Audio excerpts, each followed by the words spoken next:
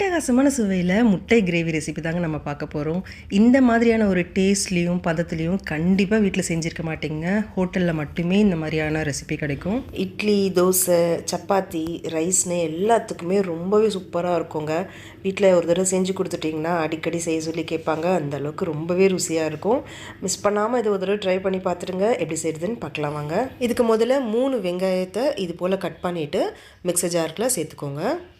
இது கூடவே ஒரு 10 பல்லு பூண்டு சேர்த்துக்கலாம். அடுத்து 1 இன்ச் அளவுக்கு இஞ்சி இது போல் குட்டி குட்டியாக கட் பண்ணிவிட்டு சேர்த்துக்கோங்க. அடுத்து 4 பச்சை மிளகாயை இது போல் உடைச்சிட்டு சேர்த்துக்கலாம். உங்களுக்கு காரத்துக்கு ஏற்றது போல் கம்மியாகவோ அதிகமாகவோ சேர்த்துக்கோங்க. இது மீடியமாக இருக்கும் காரம். அடுத்து ஒரு 10 முந்திரி சேர்த்துருக்கேங்க. இது ஆப்ஷனல் தான். முந்திரி இல்லைன்னா நீங்கள் 1/4 கப் அளவுக்கு தேங்காய் சேர்த்துக்கலாம். இது கூட கொஞ்சமாக தண்ணி சேர்த்துட்டு நல்லா மையாக அரைச்சி எடுத்துக்கோங்க. எந்த அளவுக்கு நல்ல ஃபைன் பேஸ்ட்டாக அரைக்க முடியுமோ அந்த அளவுக்கு நல்ல ஃபைன் பேஸ்ட்டாக அரைச்சி எடுத்துக்கோங்க. இப்போ ஒரு அடிகனமான பாத்திரம் வச்சுக்கோங்க. இதில் 4 டேபிள் ஸ்பூன் அளவுக்கு எண்ணெய் சேர்த்துக்கோங்க. இப்போ லோ ஃப்ளேமில் வச்சுக்கோங்க. எண்ணெய் காஞ்சதும் 2 ஏலக்காய், 2 பிரிஞ்சி இலை, 2 துண்டு பட்டை, 4 கிராம்பு, 1/2 ஸ்பூன் சோம்பு, 1/2 ஸ்பூன் மிளகு சேர்த்துக்கோங்க. சேர்த்துட்டு லோ ஃப்ளேம்லேயே இதை நல்லா கலந்து விட்டுக்கோங்க. மசாலா எதுவும் கருகிடாமல் பார்த்துக்கோங்க. ஒரு 30 செகண்டுக்கு இதை கலந்து விட்டுட்டு இப்போ நம்ம அரைச்சி வச்சுருக்க வெங்காயம், இஞ்சி, பூண்டு மசாலா பேஸ்ட்டை சேர்த்துக்கலாம். இது சேர்க்கும் போது மேலே நல்லா தெளித்து வருங்க. கவனமாக சேர்த்துக்கோங்க. லோ ஃப்ளேமில் வச்சுட்டு இப்போ இதை நல்லா கலந்து விட்டுக்கோங்க. 5லேருந்து 6 நிமிஷத்துக்கு மிதமான தீயில் கைவிடாமல் நீங்கள் கலந்து விட்டுட்டே இருந்தீங்கன்னா நல்லா எண்ணெய் பிரிஞ்சு வெந்து வரும்.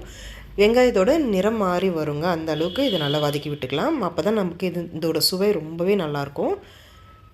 லோ ஃப்ளேமில் வச்சுட்டு இது போல் கரண்டி உள்ளே வச்சு மூடி கூட வச்சுடுங்க. ஒரு 3-4 நிமிஷம் நல்லா வதங்கி வரட்டும். இடையில் கலந்து விட்டுட்டே இருங்க. அதுக்குள்ளே நம்ம முட்டையை ரெடி பண்ணிக்கலாம். வேக வச்சு 6 முட்டைகள் எடுத்துருக்கேங்க. இது போல் கீரல் போட்டுக்கோங்க. அப்போ தான் நம்ம மசாலா நல்லா முட்டைகளில் ஊறி வரும். இப்போ இது போல் ரெடி பண்ணிவிட்டு பேனில் 1 ஸ்பூன் அளவுக்கு எண்ணெய் சேர்த்துக்கோங்க. எண்ணெய் காஞ்சதும் 1/2 டீஸ்பூன் வெறும் மிளகாய் தூள், 1/4 டீஸ்பூன் உப்பு, 1/4 டீஸ்பூன் மஞ்சள் தூள் சேர்த்துட்டு ஒரு 30 செகண்டுக்கு மட்டும் மிதமான தீயில் இது நல்லா கலந்து விட்டுக்கோங்க. இப்போ வேக வச்ச முட்டைகளை சேர்த்துக்கலாம். சேர்த்துட்டு ஒரு 1 நிமிஷத்துக்கு மட்டும் இதை நல்லா கலந்து விட்டுக்கோங்க மிதமான தீயில். ஹை ஃப்ளேமில் வச்சு வதக்கி விடாதீங்க. அப்புறம் முட்டையோட வெள்ளை பகுதி ரப்பர் போல் ஆகிடும்.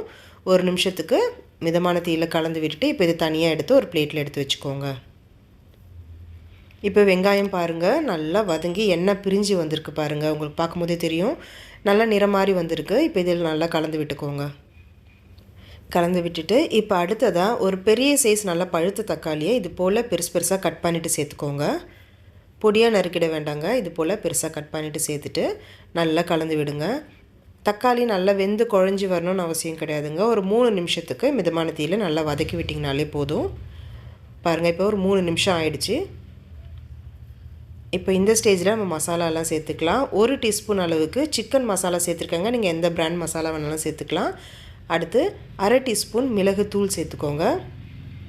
அடுத்ததாக 1/2 டீஸ்பூன் அளவுக்கு மஞ்சள் தூள், தேவையான அளவுக்கு உப்பு சேர்த்துக்கோங்க. நான் 3/4 டீஸ்பூன் அளவுக்கு சேர்த்துருக்கேன்.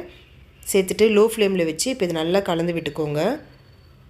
மசாலா சேர்த்ததும் அடி பிடிக்க ஆரம்பிக்கும். லோ ஃப்ளேமில் வச்சுட்டு கவனமாக நல்லா கலந்து விட்டுக்கோங்க. இப்போ பாருங்கள் 1 நிமிஷத்துக்கு நல்லா நம்ம கலந்து விட்டாச்சு. நல்ல க்ரீமியான கன்சிஸ்டன்சியில் இருக்குது பாருங்கள். இப்போ இந்த ஸ்டேஜில் புளிப்பு இல்லாத நல்ல கெட்டியான தயிர் ஒரு 1/2 கப் அளவுக்கு சேர்த்துருக்கேன். இது நீங்கள் அப்படியே சேர்த்திங்கன்னா திரியாக ஆகிடுங்க. ஒரு ஸ்பூன் வச்சு இது போல் நல்லா அடித்து விட்டுருங்க. நல்ல க்ரீமியான பதத்தில் நம்மளுக்கு கிடைக்கும். இப்போ இதை சேர்த்துக்கோங்க.